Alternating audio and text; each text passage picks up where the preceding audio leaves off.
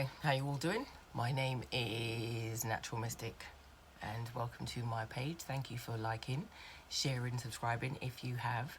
If you haven't, why haven't you? I'm not going to do very many more videos until the numbers start to go up. How about that? But this one, I might do in 1 or 2 parts. If the numbers go up, then I might just post part 2. I'll upload part 2. So you're probably wondering, why is she here? What's this all about? Well, I got some time on my hands and I thought, you know what? Let me do a little bit of sharing with you all. Yes, I suggest you all go and get something warm, something hot to drink, and even something to smoke if you're that way inclined. This is a little bit about myself. I don't mind sharing. I'm not one of those people who is scared basically to let you know what's happening in my life or what's happened, because I think that we can actually learn from some of the stuff that it is that I've been through, whether it be good or bad. I'm the type of person where it's like, yeah, learn from my mistakes, so then I'm entitled to say, do as I say, not as I've done, rather than not what I'm currently doing, because I feel that that's actually really good, or at least positive in some way, shape or form. And for those of you who have honed in on this crater, that'll be gone very, very soon. So the skin regime will commence henceforth very swiftly later on when I get in from being on the job. So for those of you who are wondering what it is I am and what it is that I do, yeah, little snippets, go back and watch a few videos and you'll see a little bit about my personality and who I am. But this particular video, or this particular recording, I thought, do you know what?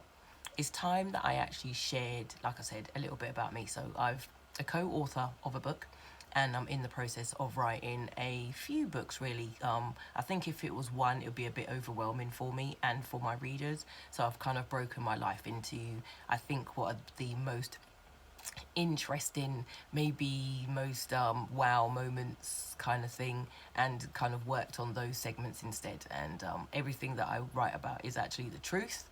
It is my real life, but what I will be doing is obviously changing names and maybe locations a little bit, just so the people and the things that I've experienced don't want to sue me going forward, basically, for slander or whatever. But yeah, and there's parts of me that I feel are more beneficial to share sort of audibly or on a video, and something that is quite, still affects me to this day. Not that it hinders me like from actually doing anything, but it's something that does niggle and does play on the back of my mind, and occasionally I have some very dark thoughts, and it kind of stems from this particular incident that happened in my life. So here goes. Let's take a sip before we actually start here. All right. Okay, so I was 16, I believe, at the time, and I had a really bad cycle, monthly cycle, menstrual cycle.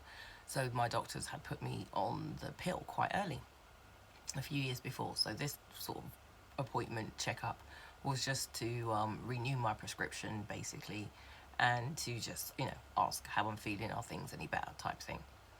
However, this is in northwest London. I won't disclose what surgery it was. It's not there anymore. But yeah, I won't disclose it just yet, I don't think. Yeah, I'm not sure if all of the doctor in question, I believe, is no longer alive. So again, just being aware of his family, or, you know, people who might pick up on certain things. So that's why I'll be a little bit discreet in regards to sort of details, but the actual incident itself is where I'll give details, basically.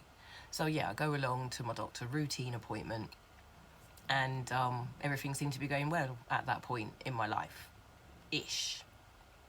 And I say ish because I was still in severe pain, things, you know, life, exams, home life was just really awkward at that time.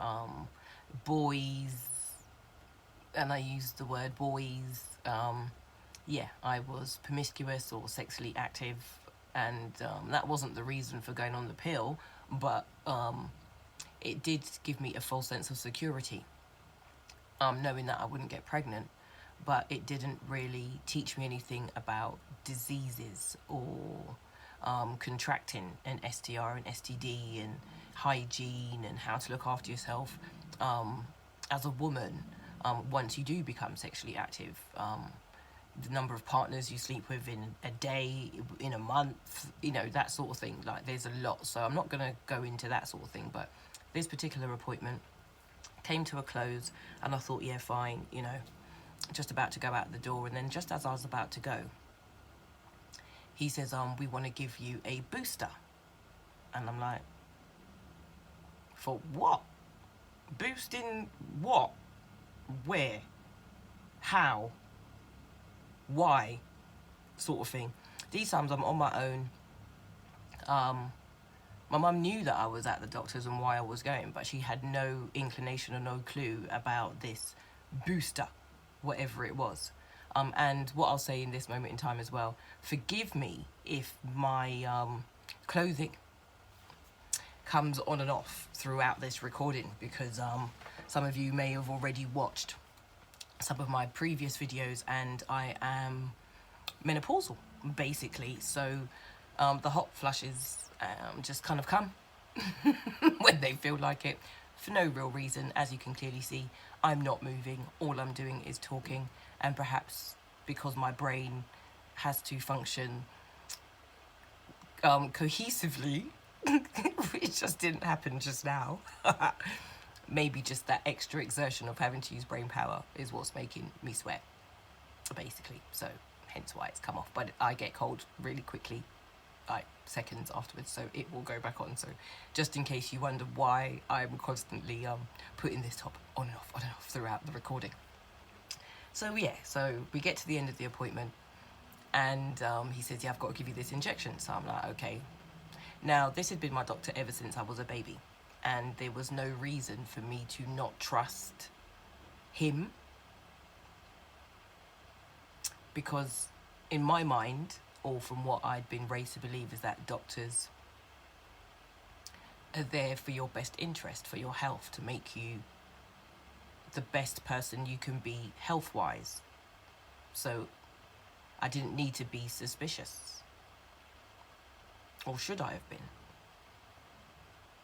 And now looking back, this is why I'm recording this video, because I should have been a lot more suspicious and a lot more wary, and question a lot more when I was younger, and not just take people's word for it just because they were in a position of authority or in a place of expertise, is what we would say. But as I've got older, I've realised that the letters GP stand for General Practitioner. Now, to me, I don't want anybody to practice anything generally when it comes to my health and my well-being.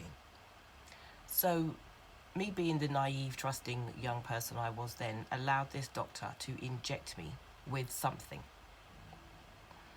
Now, I was never given a letter or any sort of information to take home to my parents so they knew what I had been injected with in regards to this booster. I did go home and let my mum know what had happened. But because there were no side effects or immediate side effects, it wasn't something that we then questioned. However, as time went on, I suppose there were little things that my body was trying to tell me that wasn't quite right. And I'll just be really honest with you all. Like I said, I was quite promiscuous. Because I was on the pill, I wasn't using protection. But there was periods of time where I didn't take my contraceptive pill properly. And there were times I completely came off of it just to give my body a break, but I never ever conceived. And I thought that it was quite strange, because literally everybody else around me was having a baby, like 15, 16, 17, 18, all my friends. We'd either been to hospitals to have babies, or unfortunately we'd been to those places where they go to get rid of unwanted babies. And I'd never been through any of that. I was just still having painful menstrual cycles, month after month, crippling pain, and nobody could find the underlying or the reasons why.